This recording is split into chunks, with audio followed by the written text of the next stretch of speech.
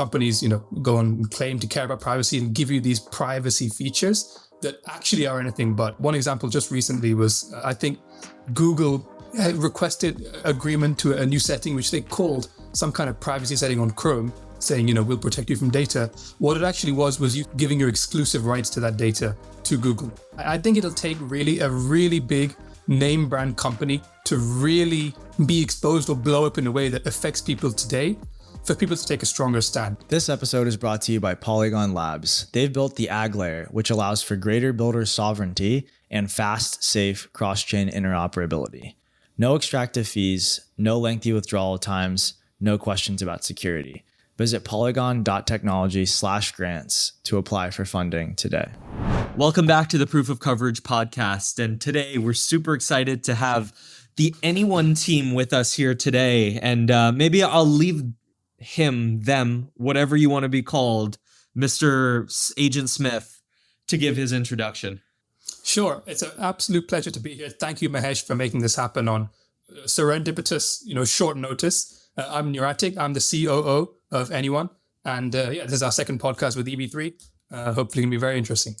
Absolutely. I ran into them sort of walking out of a random event in Singapore. And it was one of those serendipitous things where I think one of us recognized the other. And it became very clear that, another podcast was in the works because, there's been so much that's happened since the last time we had you on. And excited to get into all of that today. Going to talk a lot about the protocol, about, the roadmap and everything you guys have been up to. But, one thing I want to cover before we even dive into any of that, because I don't think we spent enough time on it on the other one. Can you tell us a little bit about why you think Anyone is so important to the world? Sure. I think at this point it's clear to most people that privacy is a problem that's really grown in global awareness. An average person who uses the internet knows that internet privacy is clearly something the world isn't quite doing well yet. But I think the big frustration we have is even as this awareness has grown and the introduction of a default solution, the VPN, has also grown. And, I think the numbers have a 100 or 200% rise in usage over the past decade. Even as we see this growth in awareness and usage, it seems like the privacy problem for the average user has just gotten worse. We're starting to see data collection that's not just, the idea of government surveillance or some big brother looking over you, but even corporations increasingly savvy and increasingly able to build a profile of users that they then use to monetize against you. I mean, even the default use case of I go to the same flight page again, second time the prices have gone up, seeing these recommendations based on websites you visit from services that shouldn't know you visited those sites. This sort of targeted profile approach, it's feeling that you're being spied upon for profit, I think is one that more and more people feel. And so why is it so important? I think is because it's one of the few issues that really affect everyone. I totally agree. And, sometimes it's so interesting the way the world works is sometimes you almost need a mass event or you need something to happen for people to realize that this is happening and this is happening at scale. And one of the things that's so interesting about the Web2 space and everything so far is, that hasn't happened yet. I mean, Facebook has blown up a few times and it's very clear people are doing some terrible things with our data. But, that mass consciousness event just maybe hasn't sort of come to bear yet. In your mind, what do you think are the, couple of things that could happen that could drive this massive increase in consciousness? That's a good question. I think, we've seen sort of tangential to the network privacy issues, things like Cambridge Analytica with Facebook, where, targeted advertising for political purposes. There have been these, I think it'll take really a really big name brand company to really be exposed or blow up in a way that affects people today for people to take a stronger stand. Because as much as we see all of these sort of little egregious moments by companies coming to light, there hasn't been that one sort of watershed that people can look at. And, not to name drop a single one, but it could well even be Google. In fact, it's almost quite likely. Actually, a recent example I want to bring up is it's a term that's maybe slowly growing. It's called privacy washing, where companies, go and claim to care about privacy and give you these privacy features that actually are anything but. One example just recently was, I think Google requested agreement to a new setting, which they called some kind of privacy setting on Chrome, saying, we'll protect you from data. What it actually was you signing, giving your exclusive rights to that data to Google. So they claim they're protecting you, but really they're farming you for more. So I don't think we're far off from one of these sort of attempts by companies really going viral and changing public opinion a little stronger. That's terrifying. I think one of the things that I think about a lot is, we used to live in a very nation state defined age where people were loyal to their countries first. And, the country was maybe the fundamental organizing unit after the family. I feel like we're headed to a bit more of a global world, and have been for the last 50 years. And you could even argue that, unlike the Bill of Rights in the US, like there might need to be a global set of Bill of Rights that ends up emerging of like the fundamental rights that people have in an internet-defined world. Do you think anonymity is one of those? I think really it would be a great thing to have to happen, even just to improve that public perception further. But really, I think we're at the stage where we need to give people the tools to make a difference to them.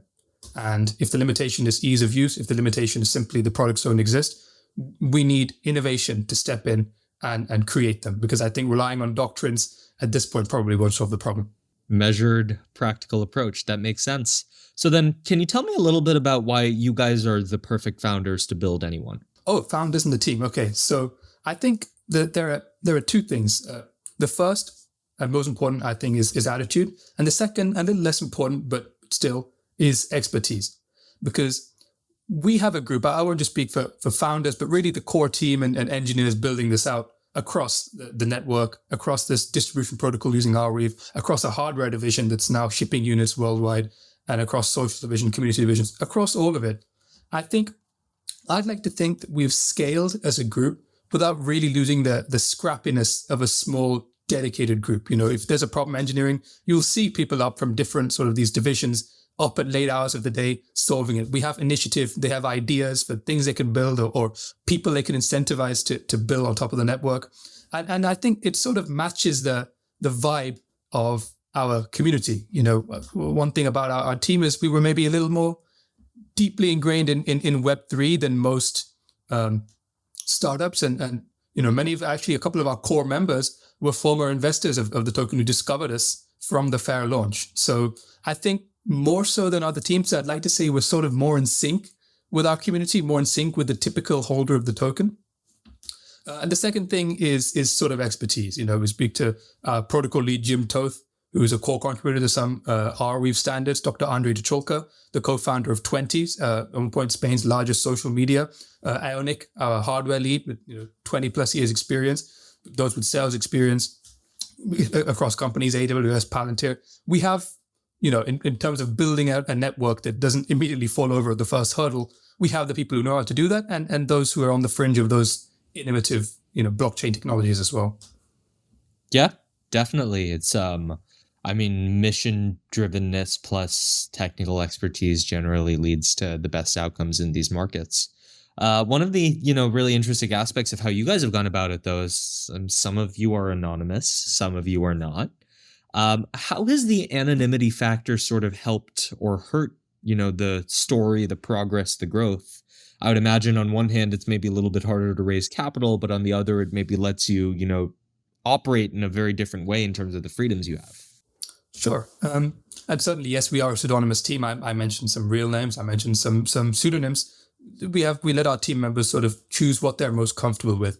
I think the reason why that came out, or we at least started that way, is obviously the nature of what we're building. And while our vision for the Anyone network is to be this mainstream, sort of safe, the average internet user to go in and protect themselves using that network, we don't know what form it'll take as we get to that point. The very nature of building a permissionless privacy network, the past is littered with stories where these networks are used in the wrong way. I mean, Pavel Durov, the Telegram founder, to some extent is a very, very relevant example. And so, it remains to be seen whether this pseudonymity, obviously, semi-anonymous, I guess, whether that'll move the needle or make a difference. But we certainly don't want us as individuals, our positions to get in the way of what we're building or stop us from reaching the eventual destination, where I do think we can very, very comfortably have the Anyone network exist alongside popular internet technology.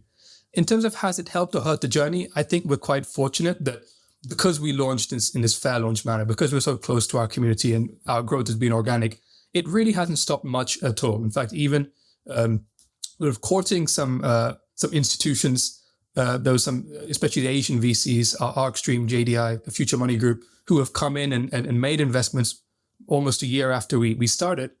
It hasn't seemed to have stopped it, because I think at this point, we have open source code, we have a community, we have a track record, and that's ultimately what will be our front face. Yeah, it's a new world, because if your code is open source and everyone is working transparently in ways that other people can track, I mean, you can bootstrap trust in very, very different ways than you used to, right? Where you had to have people in the office watching them to understand how they're doing work. And I think you guys are a great example of like a true 21st century business that sort of runs autonomously in a decentralized way, where, the contributors themselves are great examples of like the distributed sort of internet driven world that we're sort of seeing emerge. So, very excited about sort of your construction and how you've even gone about building the team. I'd love to talk a little bit about the protocol. So I know, last time you did proof of coverage, you spent some time on this as well. Just to refresh our audience, could you tell us a little bit about the platform that you're building, your use of a VPN in it, generally how you see the broader long-term vision of this looking, and then maybe we can dive a little bit into the journey itself as well. Sure, definitely. In fact, I'll continue off from maybe a couple of questions ago, where we talked about the state of the world and the presence of this thing, the VPN, that's sort of seen as the default privacy solution. And we see two main issues with the traditional VPN that the Anyone network aims to address. The first is that it is centralized. Your traffic goes through the company's VPN server before being forwarded to a eventual destination, which means you're simply sort of shifting the privacy problem away from, let's say, your ISP or destination site and towards this corporation and their servers. And we've seen numerous examples where central VPN companies that control these servers are being forced to log users' data. They certainly store metadata. There are hacks, leaks. I think Gecko VPN is a recent example where this data was leaked. There was another a couple of weeks ago where it ended up going for sale. So, a VPN is centralized. You have these trust assumptions that are increasingly getting broken. And the second thing is privacy. Internet privacy is still sort of seen as a responsibility of the eventual customer. You have to install this yourself. It's not that apps have this privacy built in.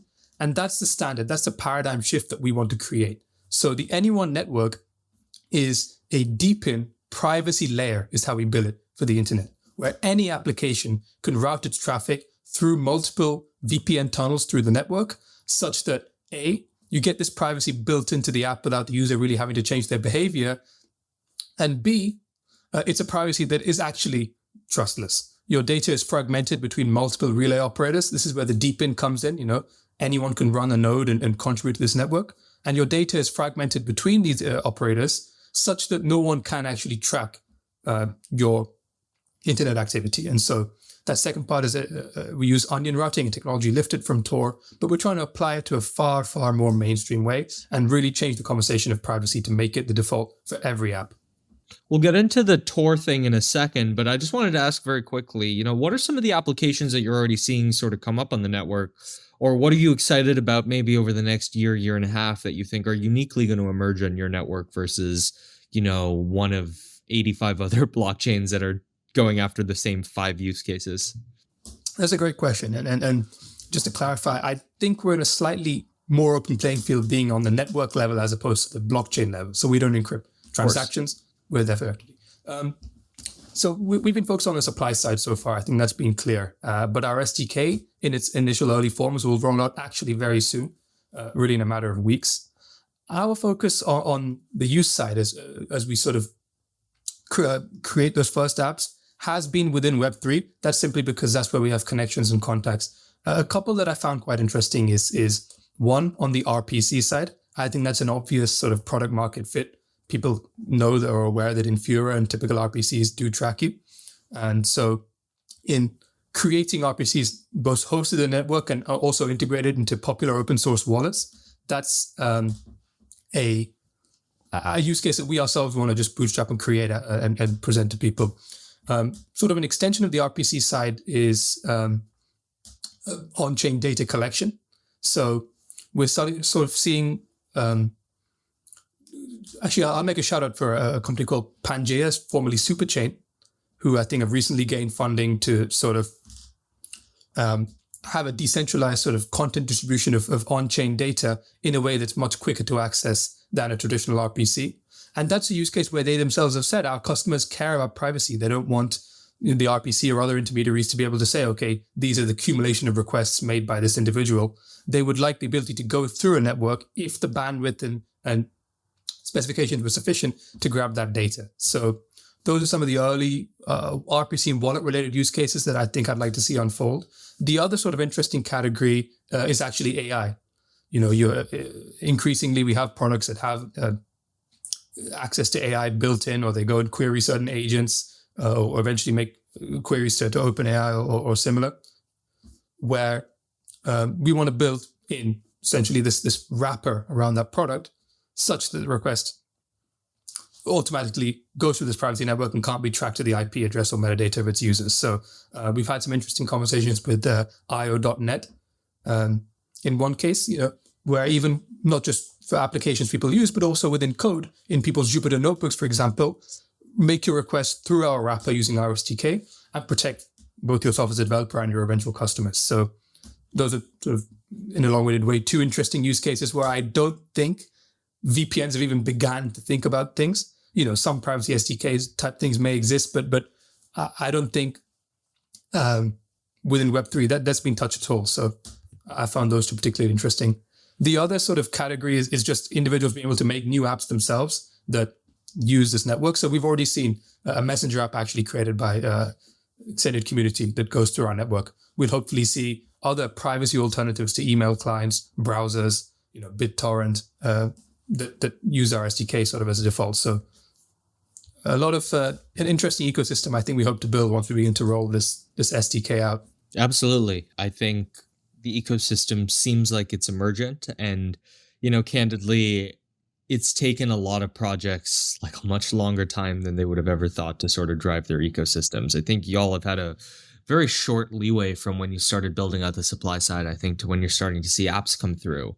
But you've also, candidly, it sounds like maybe had a bit of a bumpy ride as well in certain aspects. One of the things I wanted to address and give you a chance to talk a bit about was the relationship with Tor, because, you guys went through a pretty big rebrand over the last year, and some of that I think was maybe influenced with the relationship with Tor. Would be great maybe if you could just give us a little bit of a understanding of kind of what the initial vision was in building what used to be called ATOR, maybe what changed with Tor to begin with, and then how you guys have rebranded to Anyone and what that maybe means for the network. Sure. So for those who don't know, we're Anyone currently, and we used to be ATOR. Our initial vision was to build an incentive layer for the Tor network, which has, of course, existed for 2 decades now plus.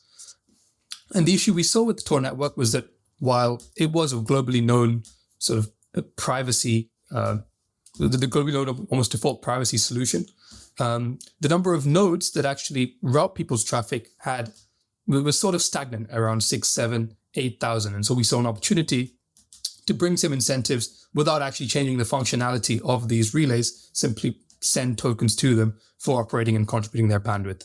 And on that initial vision, I think we gained a great deal of community interest, a great deal of traction. We were able to add 2,000 or 3,000 relays to the Tor network in a relatively short period of time, actually without really any incentives either, just on the basis of our community. So in many ways, the initial thesis around incentives was sort of almost proven quite quickly. Without getting into too much detail, of course, the Tor network itself is governed by a nonprofit known as the Tor Project. And they were aware of what we were doing, and we were in some communication throughout the lifetime of this initial project. And I think what changed, it's difficult for me to speculate on the original reason, but it certainly correlated to us actually achieving traction and adding relays to this network to the extent that actually the Tor network saw its all-time high of active relays while the ATOR project was underway. And so, very little really changed in our communication. All that really changed was our traction.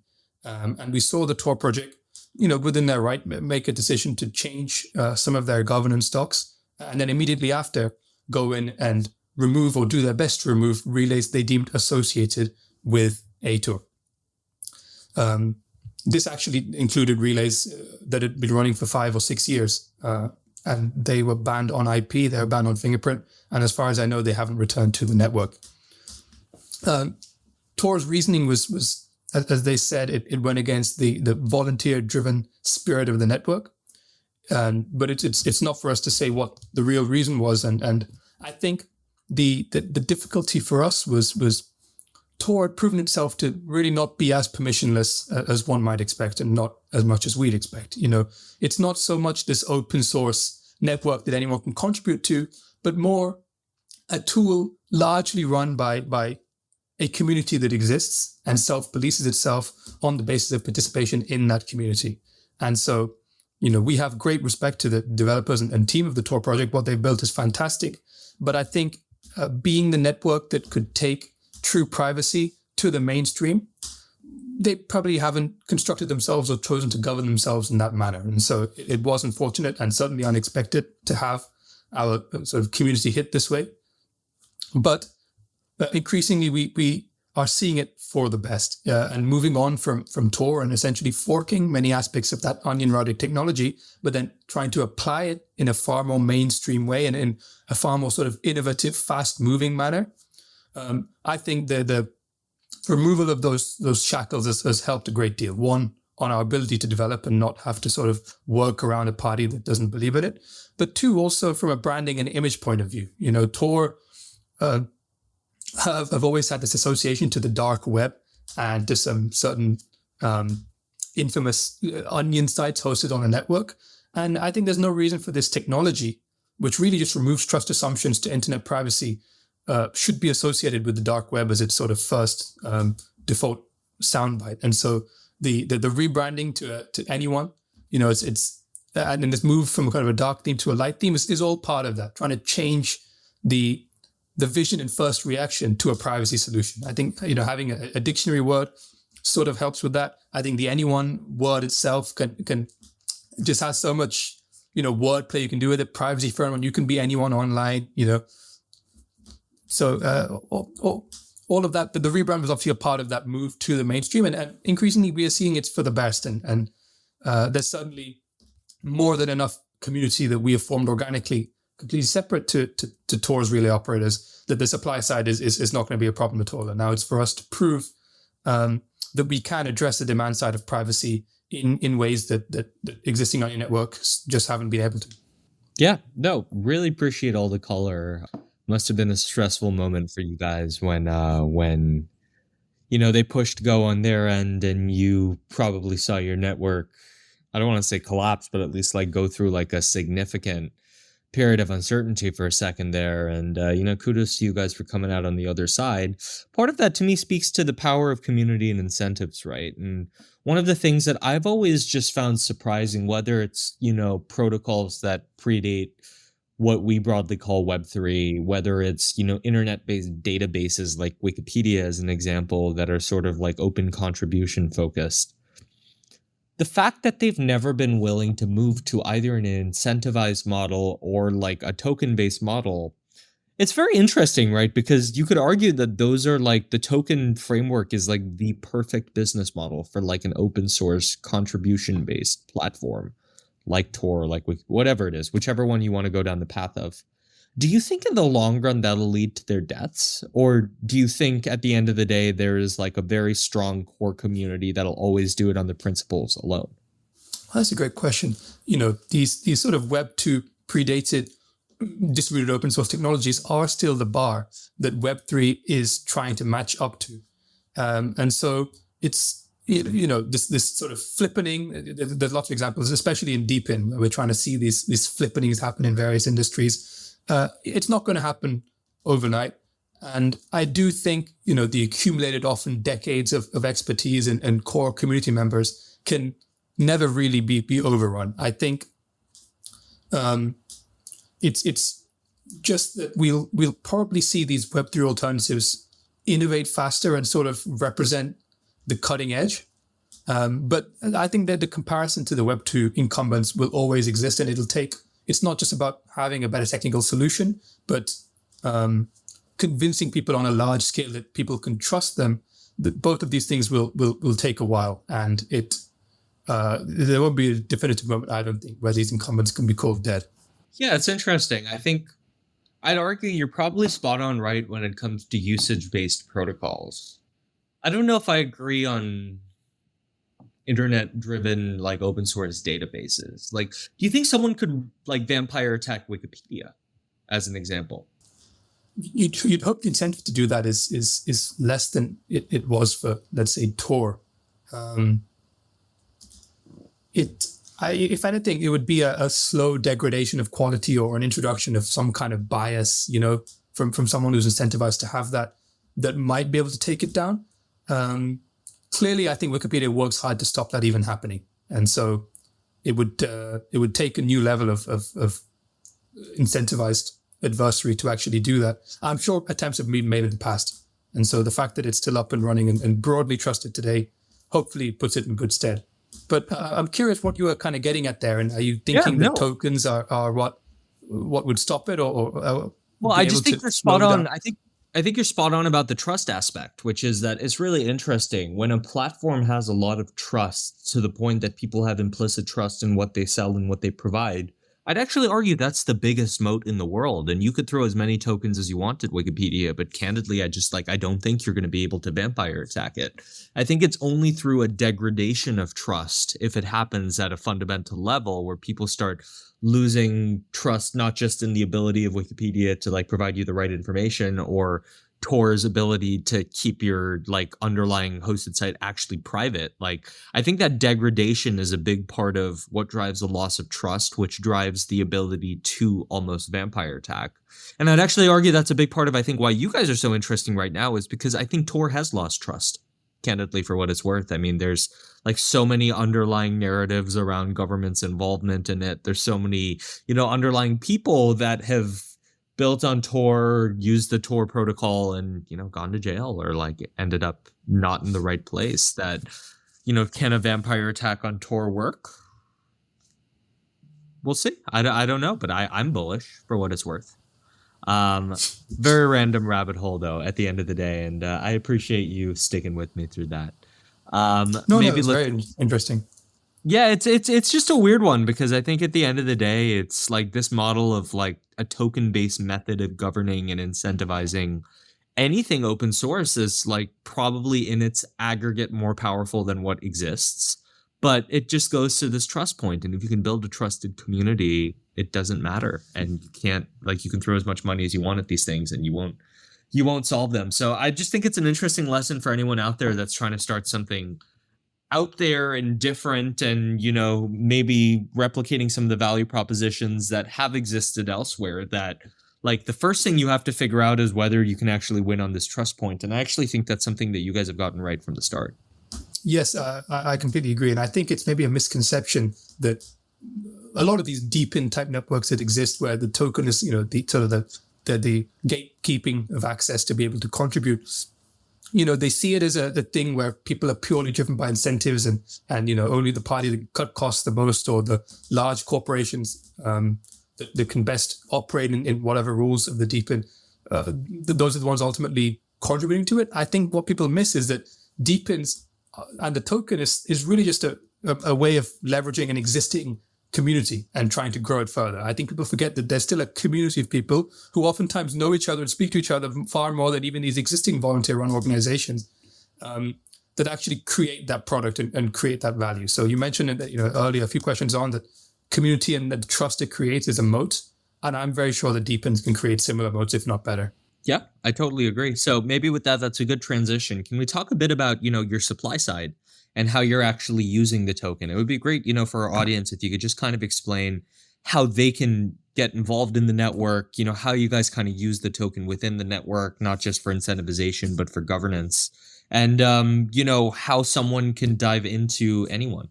Sure. So I guess a couple questions there. The first is how is this token used in the protocol? Obviously, the most obvious thing is it is what is delivered as an incentive for people running the relay. This is where it's helpful to do it with your own token, because obviously we can bootstrap that demand initially from our pool of tokens. Currently, we have approximately 3% inflation rate on the circulating supply, relatively low, I think, compared to a lot of altcoins out there, but enough to grow out a supply side that can exist and allow the first generation of applications to be built on top. The other sort of maybe less well-known use of the token here is actually the sort of economic security of the network is actually derived from this token. You need to lock tokens to run a relay. In fact, we're going to be adjusting those requirements for certain types of relays and certain roles in the network. And so the goal is the natural sort of diversity of our holders being a fair launch, and the natural well-distributed nature of the token will translate into a well-distributed set of relay operators that create this network and protect it against, the typical Sybil attack or even a more well-funded attacker. So second thing is the token sort of creates the security of the network. And yes, exactly right. There's the governance function where the community sort of self-managing, taking down, what they believe to be malicious relays or allowing certain services to be built on top. That's, again, all driven by the token. The bigger use case, I think, as we move from the supply side towards the demand side, is the token will very much be a payment token, for lack of a better word, for people to use the pool of faster or higher in-demand relays. And so the idea is this network will always be free to use at a certain level, hopefully with a better performance than almost all the incumbents. But for people who want to hit certain SLAs, or they want to ensure they use relays with certain histories of uptime, bandwidth, performance, location, they will have the ability to subscribe to these pools of relays, sort of add it to the set that they can use to build their circuits, and continually pay these subscriptions to be able to use it. So, both even the typical sort of individual who uses this in place of their VPN and wants certain speeds, all the way through to enterprises that may be distributing software to customers with routing to the A1 network built in, will be able to subscribe to these pools in various ways. And that's sort of the flow of tokens that happen. But we are very confident internally that we want to keep this freemium model. We don't want it to be a pay per kilobyte type thing. Equally, I think it'll be a no-brainer for many applications to ensure certain speeds. Yeah. One of the things that you mentioned that I thought was really interesting was this concept of a fair launch. Do you want to maybe just spend a second talking about what that is and why it's so important? Sure. So we launched, actually, I guess the Web3 on-chain investor will tell you the right term is stealth launch. And so we released our token at really a minuscule valuation, not a great deal longer after creating the idea and assembling the core team. And what that's allowed us to do, obviously, the token has gone through a number of, talking about the price, number of 50% downturns, even 70-80% downturns over time. But what it means is, 80% of our supply is essentially circulating in the hands of the community. And so what that means is the set of people who have this token today are here because they want to be here. There are really no big VC unlocks. There are certainly no VCs that are up 50 or 100x that were in pre-launch.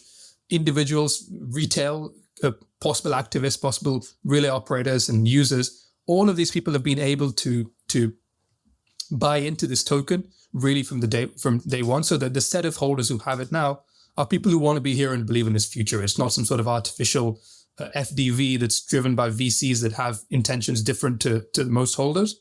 Everyone is sort of on that level playing field. And so we've built a community very much around that fair launch. And I think it makes people feel a bit more involved and a bit closer to the protocol and what we're doing. And I think you hit the nail on the head, which is at the end of the day, it's owned by anyone. It's not owned by the VCs. It's not something that someone's going to dump on you. It's something that you get for participation, and it's something that you get for being involved. And candidly, I think that's the better path forward for crypto as a whole. One quick thing I wanted to circle back to is you showed me a pretty cool piece of hardware when we were in Singapore. Do you maybe want to just show our audience and very quickly describe sort of what the next generation of hardware is for you guys? Oh yeah, definitely. You of course, I had one right here. This is our hardware device. It's what we call it the Anyone router. And unlike, say Helium IoT, you don't need to use this hardware to be part of this network. we've created it as an option, particularly for non-technical users. I actually keep it at the bottom of the screen for people's entertainment. And this hardware device allows you to, essentially, it's a plug and play device to contribute to the network. So it runs the Anon client in the background, allows you to contribute as much home bandwidth as you like. Maybe default is 100 Mbps. You go up and down depending on what you have. Contribute to the network and earn tokens for doing so. Mm-hmm. But it also, with this sort of Wi-Fi antenna here and an Ethernet port, helps to anonymize your home network as well. So it runs an instance of the Anyone client that you can connect to either as a proxy server, you can proxy applications through it, or a feature coming in the future is for it to create a private Wi-Fi signal that you can then connect to, and by default, you're going through our network. So the idea is for home consumers, they plug this in next to their existing home router and perhaps use its private Wi-Fi signal either for everything or for applications they deem as important that they're privacy conscious for. No, it makes a ton of sense. I will be buying one and I'm very excited about it. Look, I know you have a hard stop here. One last quick thing I want to do is a quick lightning round, if you don't mind, where maybe I give you a word and you give me a quick first thought that comes to your mind. And then we can end on that. So first one is Bittensor. Oh, excited to see it live up to potential. I think it's actually kind of similar to us in a sense that they have this massive emission rate that sort of takes the place of a customer paying. So it's interesting the way they bootstrapped it. I'll keep it brief. OpenAI. I think we need to be wary, especially about all the data they're collecting and why they've been booted off and had all this odd shuffling around. So wary. McAfee. The McAfee arc was before my time, but what a legend, and scary how some of his conspiracies actually have come true. Wish he was around now for more wild takes. Fair enough. Blockworks. I think it's a cut above the rest, but I should read more. I think some of their opinion pieces. Last one, The Matrix. I'll be tame here and answer for Matrix, the movie. Amazing movie. I think it's inspired a lot of our team members, and I hope we're fighting the good fight. Agents overreach, watched removed from our lives. So nice parallel. Well, really appreciate the time. Another awesome episode here. Appreciate you telling us a bit about the origin story as well as sort of how you've gone through the transition. And it's cool to see the hardware. Last thing, is there anywhere that people can find you if they were trying to learn more about you and your protocol? Definitely. I think great starting point is Twitter or X, where Anyone Foundation, Anyone FDN, or check out our website, anyone.io. Right now people are running relays. You can run one now and begin to earn some incentivized rewards and very soon build on the network as well. So if you're a developer, you want a hello world and you want to write a cute couple of lines of code and emerge out of Lithuania, you haven't been able to, join our community because that's coming very soon. I'm very, very excited for what we can all build together. Well, guys, thank you so much for this chat here. It's been a really good episode again, and excited for this to come out. Thanks for listening to the Proof of Coverage podcast. We post new episodes Mondays and Wednesdays, interviewing the best DePIN and crypto founders out there. If you like this episode, follow us on Twitter @CoverageProved and all other platforms, including YouTube and Spotify, @Proof of Coverage Podcast. Thank you.